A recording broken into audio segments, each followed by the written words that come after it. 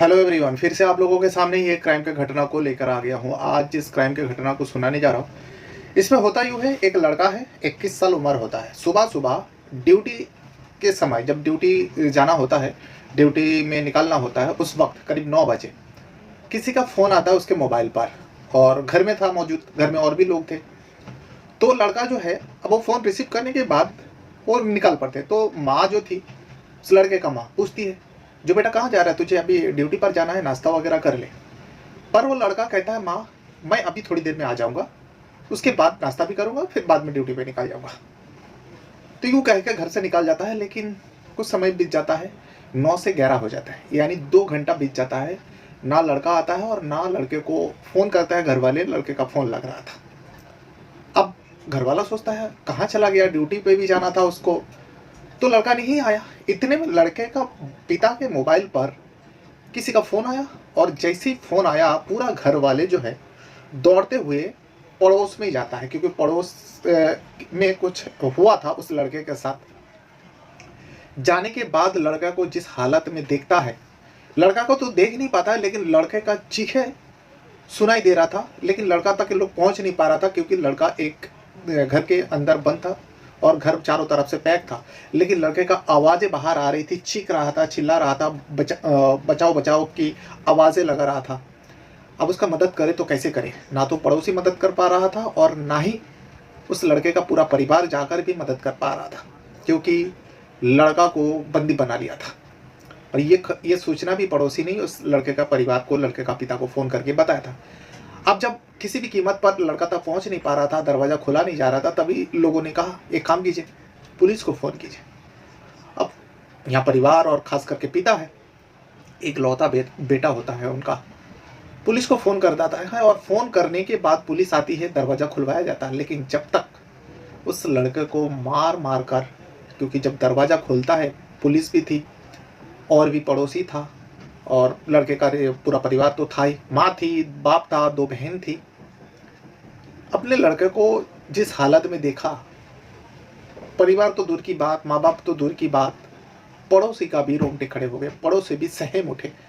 जो कोई किसी को इस तरीके से कैसे मार सकता है, क्योंकि लड़के को बुरी तरह से पीटा गया था, इतना ज़्यादा मारा गया था, इतना ज़्यादा पीटा गया था कि कोई भी देखेगा सहम उठेगा। लड़का फर्श पर पड़ा हुआ था, लड़के का नाखूनों को उखाड़ लिया गया था, और लड़का अधनंग हालत में थी, यानी उसके कपड़े उतार कर उसको पीटा गया। बताया जा रहा है जो डंडों से पीटा गया, बेल्ट से पीटा गया, और नाखूनों को उखाड़ लिया गया था। लड़के का हालत बहुत ज़्यादा गंभीर थी। लड़का को फौरन उस इलाका के अस्पताल में ले जाता है, और लड़के के साथ एक लड़की भी गई हुई थी उस घर में। उस लड़की का भी हालत बहुत ख़राब थी, उस लड़की को भी अस्पताल भर्ती कराया जाता है। लेकिन ये सुबह के वक्त हुआ था, जैसे कि मैं बताया, 9 और 11 के बीच में हुआ था, यानी 2 घंटे के अंदर ही जो कुछ भी हुआ था उस लड़के के साथ सब कुछ हुआ। लेकिन रात को 9 बजते बजते 12 घंटे के अंदर उसके इलाज के दौरान लड़के ने अपना दम तोड़ देता है, यानी लड़के का मौत हो जाता है। उसके बाद उस इलाका में सनसनी मच जाती है, पड़ोसी भी गुस्से में आ जाते, आक्रोश में आ जाते, जो इस तरीके से कोई कैसे मार सकता है। वाकई पूरा घटना आपको सुनने के बाद आप खुद सोचोगे, जो ऐसे लोगों को आप क्या कहेंगे। तो आज जिस घटना को मैं सुनाने जा रहा हूँ, यही घटना है जो पूर्वी दिल्ली का है। पूर्वी दिल्ली का एक शास्त्री पार्क इलाका है, और इसी शास्त्री पार्क इलाका में 16 दिसंबर यानी सोमवार के दिन की बात है। सुबह के वक्त एक लड़का है जो टेम्पू चलाता है। लड़के का नाम है ऋतिक वर्मा, उम्र 21 साल। अब शास्त्री पार्क इलाका में ही वो किराया पर मकान लेकर अपने परिवार के साथ रहा करते थे।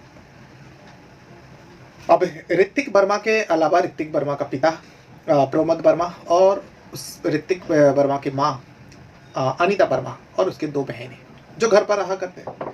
पिता भी टेम्पू चलाता है, और बेटा ऋतिक वर्मा भी टेम्पू चलाने का ही काम करता है।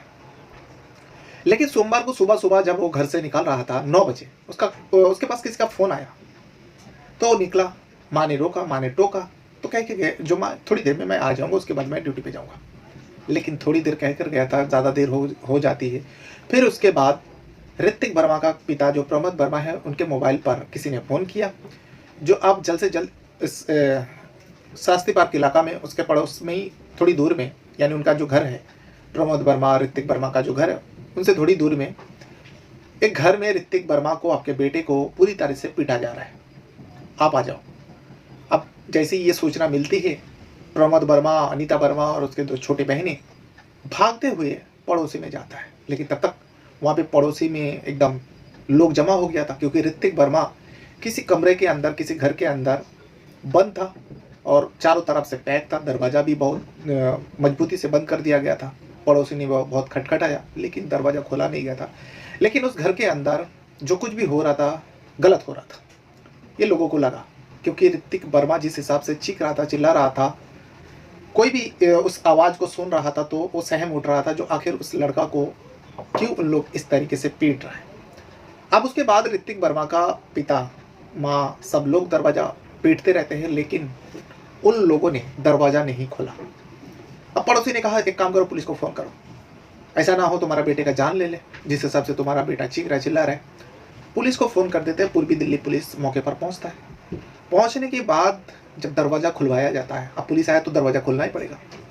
जब दरवाज़ा खोलता है, पुलिस, परिवार और पड़ोसी सारे लोग उस मंज़र को देखकर एकदम सहम उठता है, क्योंकि ऋतिक जो है, ऋतिक के शरीर पे कपड़ा नहीं था और ऋतिक फर्श पर गिरा हुआ था। जिस घर में पीटा गया उस घर में कई सारे लोग थे, कई सारे लोग मौजूद थे और ऋतिक वर्मा के साथ एक लड़की भी फर्श पर पड़ी हुई थी। उसके शरीर में भी कई सारे चोट थे, लेकिन उसके शरीर में कपड़ा थी और ऋतिक वर्मा जो है, इसके शरीर में कपड़ा तो नहीं थे, लेकिन इतना ज़्यादा पीटा गया कि जख्म हर कोई देख पा रहा था। और सबसे बड़ी भयावह ये लग रहा था, ऋतिक वर्मा के जो हाथों के उंगलियों के नखों ने उसको भी उखाड़ लिया गया था। अब खुद सोचो, एक जिंदा इंसान के हाथों का जो उंगलियों का नाखून होती है उसको उखाड़ लेना, थोड़ा सा चोट लग जाते तो कितना दर्द होता है, लेकिन ऋतिक वर्मा के नाखूनों को उखाड़ लिया गया था। और शरीर पे कई जगहों पे जो नोकीला चीज़ होती है उसके चोट का निशान पाया गया, डंडा पाया गया और एक बेल्ट भी पाया गया उसी जगह पर पड़ा हुआ था, ऋतिक जहाँ पर फर्श पर पड़ा हुआ था। और इसी से अंदाज़ा लगाया जा रहा है, जो यही सब सारे सामानों से, यही सारी चीज़ों से ऋतिक को चोट पहुँचाया गया। लेकिन ऋतिक वर्मा का हालत बहुत गंभीर थी। इस वजह से पुलिस ने सोचा क्यों ना जल्द से जल्द इसे अस्पताल ले जाया जाए। अब वहाँ पे अस्पताल ले जाया गया। अब वहाँ से जो सबसे करीबी अस्पताल है उस अस्पताल में ले गया, लेकिन ऋतिक वर्मा का जो है बहुत ज़्यादा कंडीशन ख़राब थी। इस वजह से वहाँ के अस्पताल के डॉक्टर और लोगों ने कहा इसके इलाज यहाँ पे नहीं होगा। उसको रेफ़र करके जीटीबी अस्पताल भेज दिया जाता है, जो पूर्वी दिल्ली में स्थित है। अब जीटीबी अस्पताल ले जाता है, उसका इलाज शुरू हो जाता है। साथ में उसके साथ जो लड़की थी उसे भी ले गया था, उसका भी इलाज शुरू हो जाता है। यहाँ पुलिस उस घर में आता है और सारे लोगों को हिरासत में ले लेता है, जितने भी लोग मौजूद था। और वो लोग हिला भी नहीं था, कहीं गया भी नहीं था, सारे लोगों को हिरासत में ले लेता है। लेकिन रात को 9 बजते सोमवार की बात है, 16 दिसंबर की बात है, रात को 9 बजे खबर आती है ऋतिक ने अपना दम तोड़ दिया।